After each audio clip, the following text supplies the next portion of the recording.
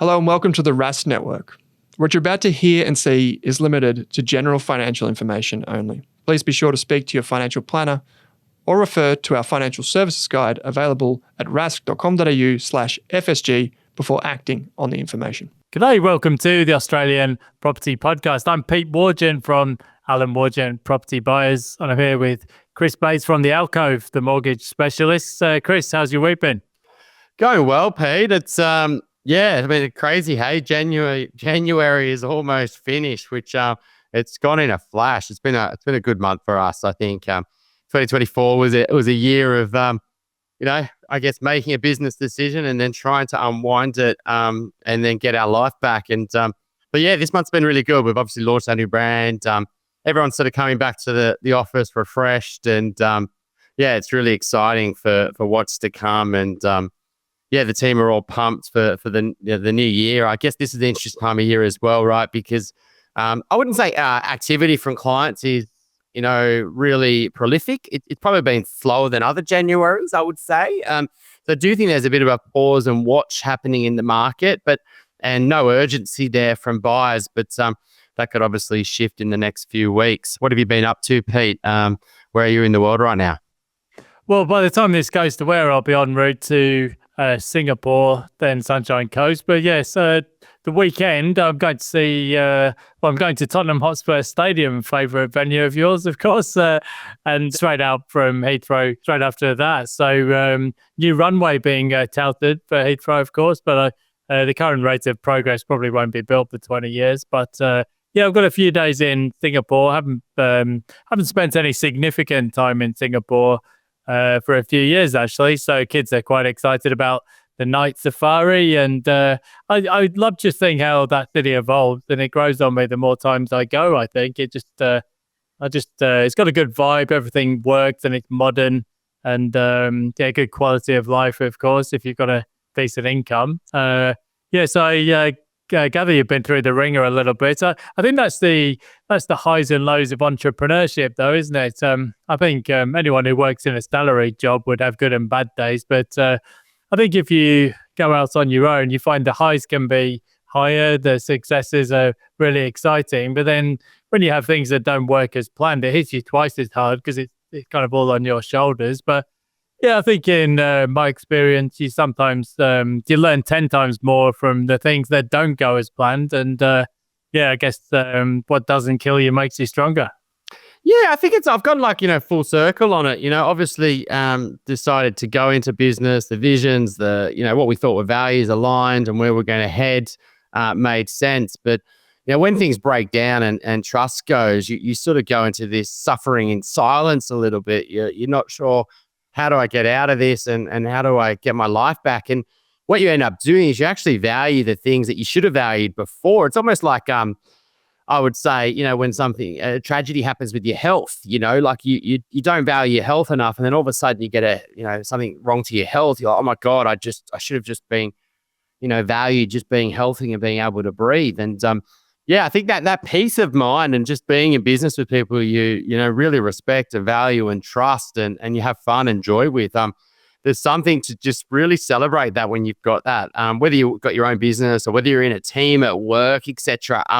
Because there's always another side of the coin when things aren't going well and that environment is not somewhere fun and joyful to work in. And even when you're doing well, you just can't celebrate because ultimately your values aren't, getting met. So, I think that the hard thing is when you've made a mistake is do you face it head on and deal with it and deal with the emotional pain of accepting that you've got something wrong and solve the problem, or do you just kick the can down the road and not deal with the difficult thing? I do think it's a little bit kind of like buying property a little bit. I've reflected on this a lot. I think, you obviously do a lot of the work up front and the ease, and I would say that we probably didn't do enough, but you do a lot of the work trying to figure out, is this the right property or not? But once you've bought that property, you can get stuck in this sort of position of, do I ever sell it? If you bought a dud, then, often it's best just to get out of the dud and move on with life and accept the learnings. And I think that's where we've gone full circle. I think the other thing is that, what the things I value most in my life is freedom of mind and peace of mind, and being able to just really connect with the kids and my wife, and then when I'm at work, just be completely focused on work, and being able to split my mind into different zones. And so, last year it was the work just sort of overrided everything because it was such an emotional, but it forces you to grow. It forced me to grow as a leader to not just in terms of size, but when the ship is not stable, and you've really got to grow as a person to be that calming influence, and make sure people know that there is an end in sight. And we're really proud that on the other side, all the team members decided to stay with us that we really wanted to, and we're really excited for starting fresh in 2025. So I totally it's the knocks that you look back on when you're older, and you look back on those times that haven't gone well, and you go, did I stay true to my values? Was I, did I do the hard thing? And they're the things that are going to give you confidence. So I think as a team, we're feeling quite good. But I know you've gone through similar things in the past, Pete, where what you thought was going to happen and what didn't happen hasn't happened, and it's not a great position to be in. Oh, no, the grass, yeah, you often think in life, the grass is greener on the other side. Yeah, I got sucked into the world of startups and cash burn and capital raisings and massive amounts of stress. And yeah, it got to the point where I couldn't sleep at night. I was that worried about, how the next day and the next week was going to go. And it's just an immense amount of pressure that, you just sort of wonder how you got yourself into that situation. They do talk a lot in Silicon Valley about founder depression, because they just can't, when people can't see a way out, when the funding environment's difficult. Yeah, no, I've been very lucky at Alan Woodgen because I've got a business partner and co-director in Andrew who, is a high performer, but we've got mutual respect. We don't argue. We can disagree on things, and he'll tell me straight if I get something wrong, which happens surprisingly regularly, but it's not done in a difficult way. And as you said, it's a bit like the parable of the Mexican fisherman. When you've been through the ringer and you come out the other side as an entrepreneur, it makes you appreciate just being able to sleep soundly at night and having a bit of time off with the kids, and not having your weekend just completely ruined by that churning feeling in your stomach, the stress and all of that stuff. So and I guess, as you said, it does make you appreciate, I think, the simple things a bit more. So, we should crack on and talk about what's going on in the world of property. So, if you're not familiar, our 2 Cent segment every Sunday morning at 7 a.m. you can find in your podcast player. This is our weekly segment where we talk about the big 3 property news stories of the week. I guess all over the headlines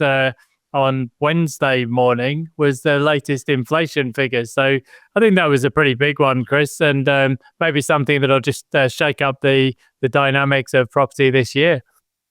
Yeah, absolutely. I mean, I think it's 80% chance of a rate cut in 3 weeks now.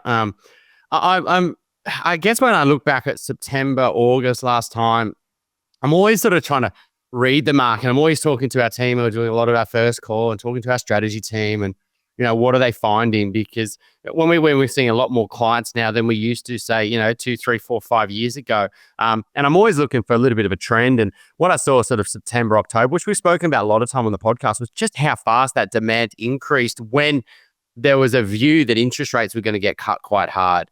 Now, I think right now the view is that interest rates aren't going to get cut quite hard, but they're going to get cut. And I don't think buyers are responding, but maybe they're just waiting for that first cut to happen.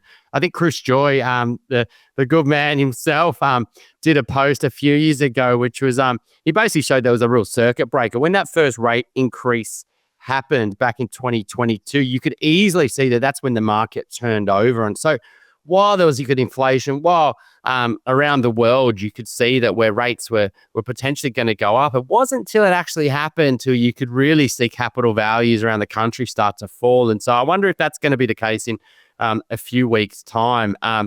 But absolutely. You learn definitely a lot through your mistakes. And I think in property, I think this is another thing that we learn as people who are watching our clients, and I think people in the property market don't talk about enough is when things go wrong for them. We see it all the time where, people buy off the plan, in the past, in that investment boom, they really got burnt, whether they're regional or they went for a quantity strategy and they got no growth. And you know what I mean? Or they've bought an apartment or 3 apartments when they could have got a house, or there's lots of things that people do wrong in property and they don't get spoken about. And obviously everyone just sees the pros of when it goes up, but it's the learnings of when things go wrong that you get the best information. Yeah, look, I'm going through a bit of a portfolio consolidation myself at the moment. I think as somebody who's self-employed over the past decade and a half, at various times, it's been very difficult to borrow, and I've ended up with a lot of sort of B-grade properties. I've got properties all over the bloody place, to be honest, and I think some of them have done much better than I would have expected, given the quality. Others have kind of limped along a little bit, but have generally fared okay. But I think it's a lot of admin trying to manage so many properties, and I think given I've got a decent income now, maybe might just look to offload a few properties over the next year or two and just try and consolidate into better quality assets and maybe in some cases more income producing. But you look back and you think, I guess hindsight's always 20/20, but you try and do the best that you can. But often you look back and think, yeah, if I had my time again, maybe I'd do things a little bit differently. Especially if you've got apartments where strata fees have been a punish, or as you said, in a lot of times you hear people who've bought off the plan and they just find a decade down the track it just hasn't served them as well as they might have expected. So, well, let's go through the big 3 news stories of the week then. So the first one, as we already alluded to, the December quarter inflation figures. So these have been long awaited, haven't they? So let's just run through the basics. So inflation for the December quarter was again just 0.2%. Now, of course, subsidies have helped because there have been subsidies from the government for transport fares, for energy bills, also for rental assistance. So the Reserve Bank will be much more so focused on the core inflation figures. The trimmed mean inflation figure was 0.5% or 0.51 to the decimal places. So pretty soft, really. And if you annualize the last 6 months, we're sort of well back in the range now. So I think the implications for monetary policy, I had a quick squeeze this morning. If you look at index swaps, they're sort of implying a 92% likelihood of a cut in February. So, I mean, I guess when you get towards 100% likelihood, you generally find the central banks just follow suit because that's what the market expects, and they would need a pretty good reason not to cut. I think if I'm right in saying the Reserve Bank meets 17th and 18th of February, so we've got a wage price index release before then, but I don't think we get more jobs numbers. I'll have to triple check that. I think the labour force figures come out maybe the 3rd week of the month. So yeah, it looks like we'll probably get the first cut in February. But if you look actually across the curve, there's only about 90 basis points of easing priced in for the entire cycle. So I guess in plain English, if you're paying a 6.5% mortgage rate today, maybe a year or 15 months from now, you might be paying 5.5%. But I don't think, Chris, borrowers should be expecting to get those ultra low mortgage rates again anytime soon. Yeah, it's interesting, Pete. So you're right. I just had a quick squiz as well on the ASX tracker, and you're right. It's jumped from 80 to 95%. And I do think that the yield curve is actually sort of what's the word, inverse when it goes down again. I can't remember. I should go back to my financial planning day. Yeah, that's right. So it is heading down. I mean, you are right, but by the end of this year, right? So you're only looking at maybe 3/4 cuts. That's actually more than they were expecting, not too long ago. And but if you go back to September last year, they'll probably be saying more 4 or 5 cuts. So yeah, I do think though, if this is the curve that's heading downward, more cuts are coming. When more cuts happen, borrowing capacities go up, and I do think the pressure on APRA is absolutely going to be there. The election, housing affordability, mortgage affordability, rental affordability, homelessness problems. It's social problems of people leaving our capital cities, and productivity issues. It's a huge issue, right? And it's going to be a big issue in the election in just a few months' time. And so, I wonder if there's going to be a bit of a pressure on APRA to do something. If rate cuts are happening, do you need a 3% buffer, or can they potentially give borrowers a little bit extra capacity. And but just you don't like to think these are going to happen, but until they happen, you go, oh, I probably should have thought that was going to happen. But the 2019 taught me a big lesson where, it was probably a 95% chance that Labor were going to win. Don't quote me on that, but they were heavily favourites. They didn't win. Liberals won that election, and bang, RBA cut and APRA stepped in, and it was a triple fire, and that pushed the markets up 15% in 6 months. I'm not expecting that to happen again, but sentiment can shift really fast. And while there's a lot of talk of lots of listings on the market, if you go and speak to anyone trying to buy, particularly in the housing market in our capital cities, in the better streets, in better suburbs, it's very slim pickings. And so listing numbers as a whole might be looking okay, but when you're actually looking for quality assets, it's extremely tight, which makes a lot of sense. Yeah, I was just having a yarn with the guys in Brisbane in the team, and a couple of properties they bought already this year. There was one around the sort of northern suburbs of Brisbane. We're finding the sub 1 million price bracket is still really competitive. We got one bought this week, but there were 4 other offers over 850 apart from ours. So, and that's in January when traditionally there's very little activity. So I think maybe at the top end of the market, buyers are a bit more circumspect, but under 1 million, it's just super competitive. I think it's an interesting point you made on borrowing capacities, because as incomes go up this year and as interest rates come down, that should extend borrowing capacities. But Eliza Owen did a really good piece over at CoreLogic, which we'll link to in the show notes. And she pointed out quite rightly that interest rates are only one factor. I think lending policies are just as significant, and they could either amplify or nullify the impact of lower interest rates. At the moment, as you said, APRA's got a 3 percentage points lending assessment buffer, which it just doesn't make sense. I mean, that's to sort of protect borrowers in the event that interest rates go up 12 times. But the thing is, they're not going up 12 times, but also, even if they did, they would only be going up in the sort of environment where you had high pay rises and high inflation anyway. I mean, just to compare this to the Bank of England equivalent policy, it's a 1% buffer. So why have we got 3%? It's really hard for first home buyers to get a loan. So yeah, it'd be interesting to see when that gets changed, if it does. But you would think that a 2% buffer would make a lot more sense when sort of market pricing is for much lower interest rates over the next 15 months. So I think maybe another thing that might just change as the year goes on, maybe developers will just get a bit more confidence, because high interest costs, but also high materials costs have really made it difficult for developers to kick off medium and high density projects. But maybe a bit more confidence might just happen there, and the market just might find a base. Yeah, I do like to track the development market. Great website. Anyone listening is Urban Developer. They have some quality stuff on that website. And I do feel like there's a little bit of extra benefit, better sentiment there, and some projects are, obviously there's some real areas around the country that developers are flocking to. For example, high-end Gold Coast. It's like almost every day something else is going up, from Palm Beach to Broadbeach, etc. That's definitely a spot where. And they're adding more levels, and Double Bay in Sydney. God, there's a lot going on there. There's a lot of people upset at planning controls have been thrown out the window. Along the sort of northern suburbs of Sydney, in terms of the lower North Shore around sort of Crow's Nest, there's going to be a lot going on there up into Artarmon and St Leonard's, etc. So there's certain pockets where the feasibility, the land price, plus what you can sell the product for, can make sense. I've actually noticed a little bit, we haven't spoken about this before, Pete, but yes, you've got the downsizer market, but you've also got the seniors sort of living market, which is, where you are around a lot of other people, say 65 plus, maybe even a bit older than that.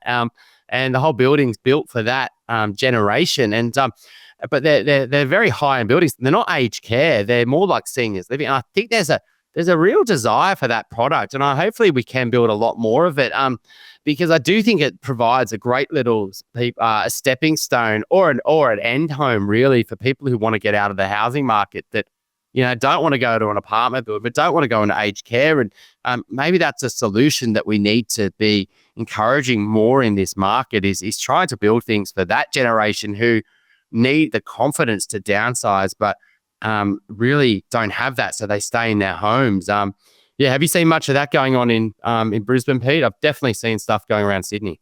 And in Sydney, yeah. I mean, I've actually bought a few of these over the years for clients, particularly sort of older, as you said, for seniors. And when you get people who are a bit less mobile, and you try and find developments or projects where there are, for example, no steps in the development, it's really hard, and there's just not that many of them around. And when you get a really nice, say, ground floor apartment with a bit of outdoor space, you could be bidding against like that many other people who are just going to buy the place come hell or high water, because sometimes you're bidding against the offspring of seniors, and you can just see from the look on their face that they're bidding to buy at any price, and that's because there's just not enough of that type of property. I think I've seen the same thing in Europe.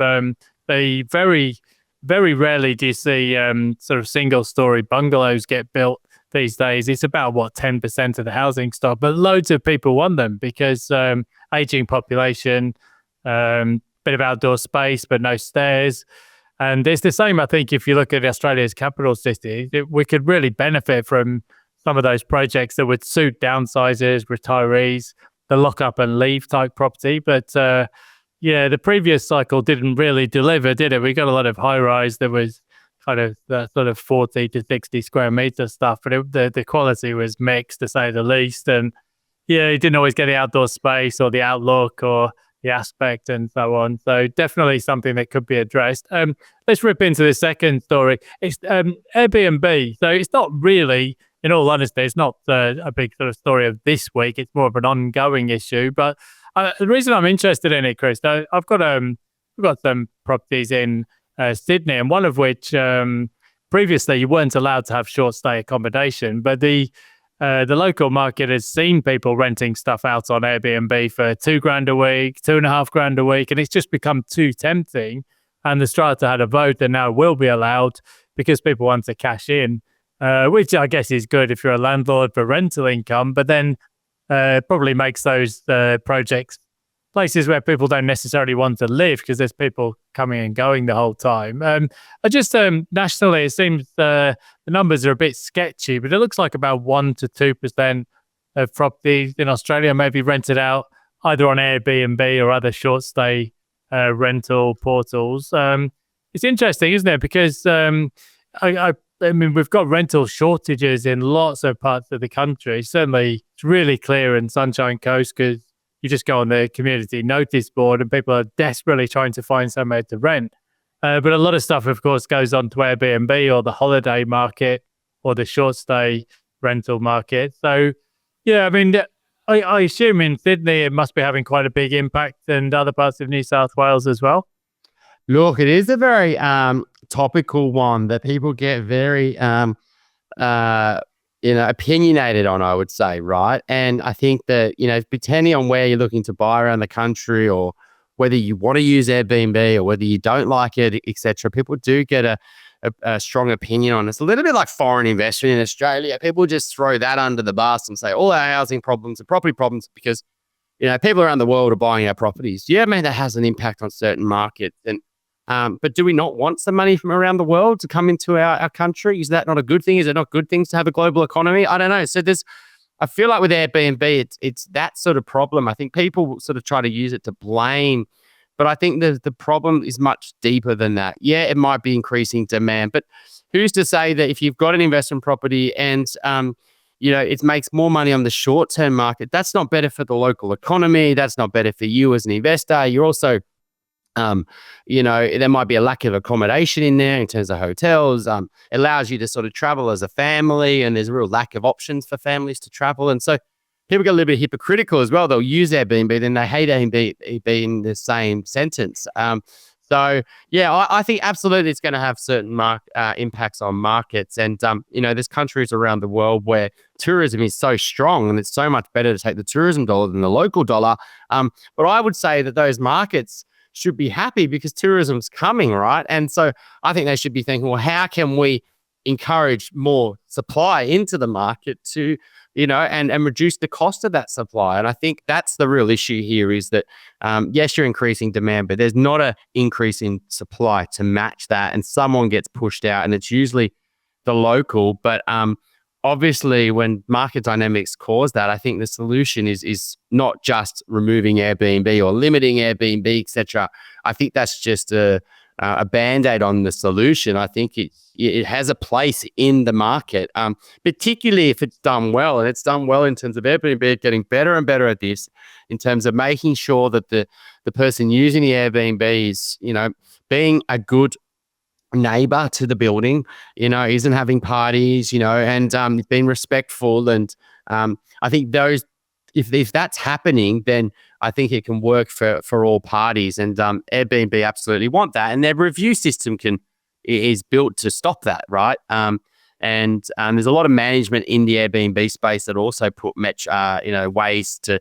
I know Kieran at Made Comfy really well. I mean, they're a great business, and I think that they're doing lots to protect other tenants in those buildings, for example. So, yeah, I think it's a decisive one, but I think people miss the point here a little bit. Yeah, it's an impact on the market, but the bigger issue is that it's always going to be in the market. How can we work with Airbnb as part of the market rather than blaming it? Interesting. Smart property investments said the top markets for Airbnb are Perth, Whitsundays, Margaret River, Gold Coast, and Sydney. So probably, yeah, as you said, probably some of the markets you might expect. I was looking, being over in Europe in recent weeks, you look around Europe and there's a lot of very sluggish growth.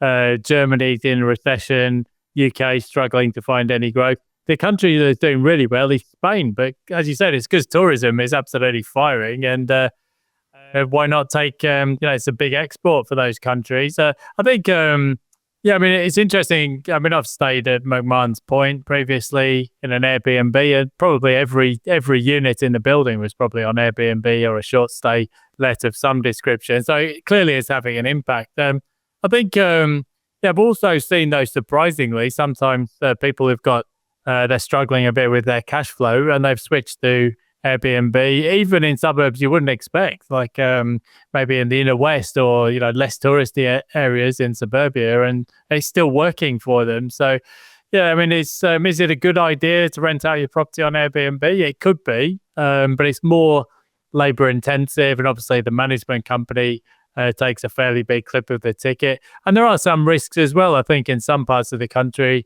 you could see a potential tax on Airbnb rentals, like in Byron Bay, or and maybe that could happen in Noosa, where I live. So interesting one to watch, because there's always that temptation for governments to get involved, and that could be a legislative risk potentially. So, Chris, the third story of the week. I'll just double down on that, Pete. I think if you are going into investments that are Airbnb and you're trying to make the income there, you absolutely got to put legislative risk and council risk and building risk. And there's a lot of things that you want to consider. So it needs to stack up on its own two legs, I believe, without Airbnb, just in case and things get, and then that property is no longer worth what it is because the rental income there's not there.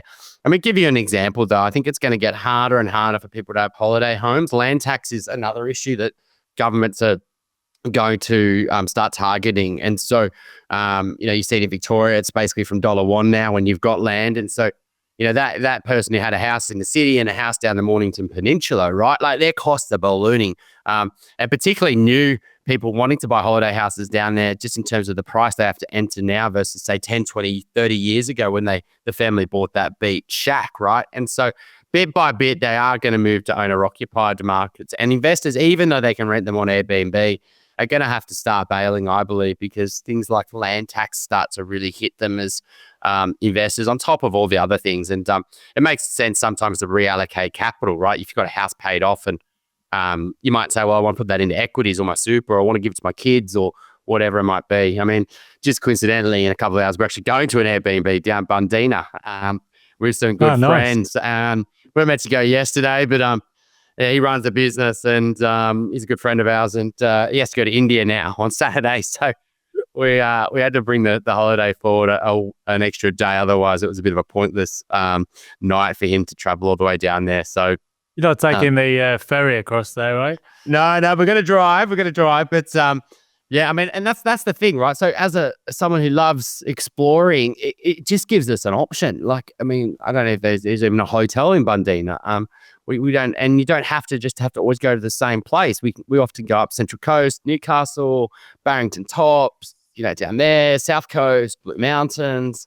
And yeah, you get the ability to move around and explore without the ability having to have a lumpy holiday home, for example. Or I remember I used to live in the Shire, this is 20, 25 years ago. I remember getting that ferry across from Cronulla and the waves were that big. I was absolutely 100% certain we were going to capsize, and I was absolutely crapping myself, and to the amusement of my partner. But yeah, we did survive. It's a beautiful part of the country down there. So yeah, I'm sure you'll enjoy it. So final news story of the week: are high interest rates to blame for the rental crisis? Michael Yardney over at Property Update.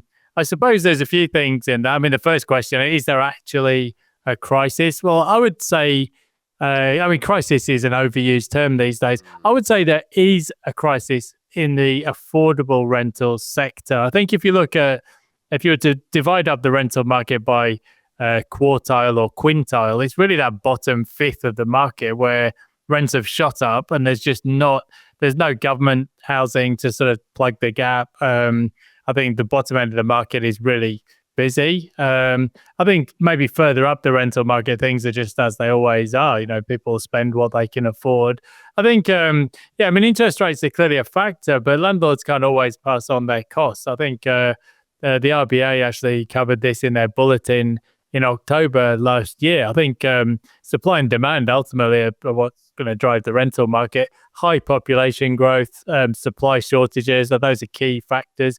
I think as well, Dr. Cameron Murray, who we've had on the show plenty of times, he often shows how if you go back over the decades, people generally, the wealthier they get, the more they spend on their rent. That just seems to be the way it works, right? So you work out where your budget is and then you go looking for a rental. Certainly that's the way I've done it over the years when I've been renting. So, and it's probably the same when you choose an Airbnb. You start with your budget and work backwards. But I think, I mean, it's a good article. We'll link to it in the notes there.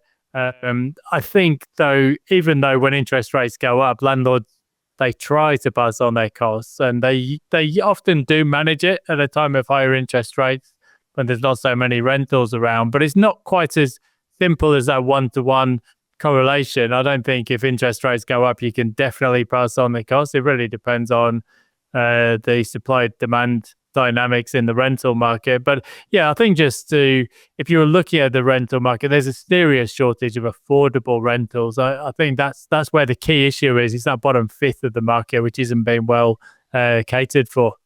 Yeah, I mean, I did a post years ago just to remind me on Sydney. I was like, Sydney, you got to solve this. You've got a massive problem brewing. And if people can't find somewhere to live and they can't find somewhere that's inspiring, whether they can buy it or rent it, they're willing to rent it, right? They just need to have somewhere that they really want to. And global talent around the world, it's like, yeah, I'll come to Sydney, but can I buy a house? Maybe not. Can I rent something? Oh, it's really hard. Oh, let's just go live somewhere else. Let's move to Singapore. So, there's so many things. Not only do you get people leaving, which is absolutely interstate migration out of New South Wales, for example, has been a trend for a long time. And I think that's going to really continue. And obviously, you've got the medium and lower incomes, like the key workers. You need them to run a city. And ultimately, I think there's a huge problem there, which they're trying to solve with developers building more. And if they build more, then they can build more themselves. And so it's a sort of a win-win for them. But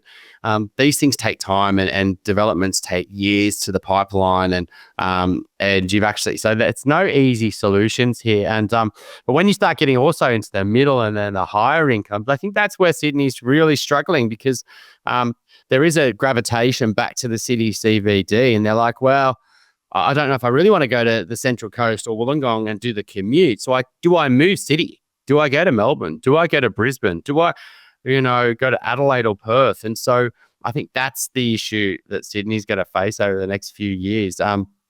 I mean, what causes the rental crisis? I mean, it's not just one dimensional. Interest rates absolutely a part of it. I mean, you'd have to argue immigration's just, off the Richter scale, you'd say. Over the last few years, we saw, attack at investors for the last 5 years, and where, constant governments of everything from higher interest rates to attacking on interest-only loans to, changes of rental policies to, and they're just throwing investors under the bus all the time, saying that they're the problem for the housing market, the issues with the concerns around negative gearing back in 2019. So these things don't just happen. We don't just end up in a mess and say, hang on a sec, it's because interest rates went up. No, this has been brewing for a long time. And I do think, though, interest rates are a big part of it, because not only have people had to, their cash flow costs have gone up a lot. And you can see this with Pippa surveys, just how many investors are bailing, but also their home has gone up a lot as well. And, a lot of people would probably say, well, I'd rather just sell now my investment properties, and particularly the older generation, put that money in the bank and get 6% guaranteed in cash. Not a bad bet, a couple of, compared to, say, owning an investment property and all the hassle to do it. So I think a lot of just money off the table has happened as well over the last couple of years. So I don't think this problem's going to get solved, because ultimately investors, and this has been an interesting dynamic in the last 2 years, haven't been going where older investors have been going. I mean, older in terms of time, not in terms of age. And they typically went to the capital city before. They often went into the apartment markets because they were sold the dream by, property spruikers. But now they're going to the regional markets where they haven't usually gone before. So you're increasing rental supply in areas where I would say maybe you're not going to have long-term rental crises, and you're reducing rental supply in areas where there is already a rental crisis. And so I don't see this problem changing, Pete. I think this is going to continue for some time. Well, the government had the pledge of 1.2 million well-located homes in 5 years. Well, yeah, I mean, it's not got off to a brilliant start. 44,000 completions over the past quarter, only 43,000 dwelling starts. So way down on the 60,000 that's needed for the quarter. So, yeah, I mean, it's going to be a difficult election for the incumbent government, because it has been for all incumbent governments all around the world in recent times. So the opposition is pledging a ban on foreign buyers and temporary residents, which I think for established housing, which I think would be a popular move. But I don't think there's any quick fix solutions. It will take a bit of time for developers to get building again. So yeah, we'll see how things play out. But I think, yes, a lot of people are moving to Southeast Queensland. But I think if you're looking for value, where would people go? I think outer suburban Melbourne. I think potentially, Newcastle, Central Coast. I think there's some relative value there now compared to Southeast Queensland, and certainly compared to Perth. Maybe just a bit further north of Brisbane as well in some parts of the market. But it's a tough time because some of those cheaper capital cities aren't so cheap anymore, and same with some of the regional markets too. So yeah, it'd be interesting to see how those return to office mandates actually play out, because there's a bit of resistance there. So we've looks like we've just about come to the end of the show for this week, sadly, but you can come and join us on the Rask community forum. Loads going on at Rask at the moment. Change of team, change of structure of the financial services license up and running, which is exciting news for Owen and the team. So yeah, come and join us on the community forum. It's community.rask.com.au if you want to have a chat to Chris and the team about your mortgage needs at the Alcove. There's a link in the show notes, and ditto if you want to have a chat to us about buying a property this year. You know where to find us. Chris, any plans for the weekend?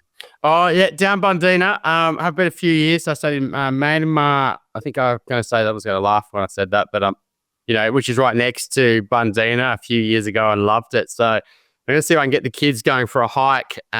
It's I feel like it's hard to motivate a 3 and a 4-year-old. So I'm not sure if I should use ice cream, or I don't know how I'm going to motivate them to go for a decent hike. Any tips here, Pete? They're a few years ahead of me. No, I've found that if you take the kids to, if they go to Universal Studios, they'll walk from 6 a.m. till midnight with no problem at all. But you take them on a hike, and they'll in about 10 minutes the whinging starts. So yeah, you're asking the wrong person. But yeah, I don't know if if you get down to Guatemala down there, it's some absolutely beautiful spots, isn't it? So it's a long time since I've been down there. Pre-kids, I used to love taking a 6-hour hike down in the bush down that way with a camper van, but yeah, it's too bloody hard these days. So yeah, it's more paddleboarding to keep their kids amused. But yeah, good luck. Take some water and a phone, and yeah, don't stray too far. Yeah, we're in that awkward stage. We love it, just getting out in nature, and we can always throw them on the back or the shoulders or the belly, and and they just have to go along for the ride. But Daddy carries, yeah, they're not jumping in anything well nowadays, and so we've got to get them to walk. But we'll see how we go. Start small and see where we end up. But look forward to catching up next week, Pete. Safe travels back. I know you're going to be heading to Singapore, so it'll be interesting to see what's happening in Singapore when you chat next week. And happy Sunday, everybody.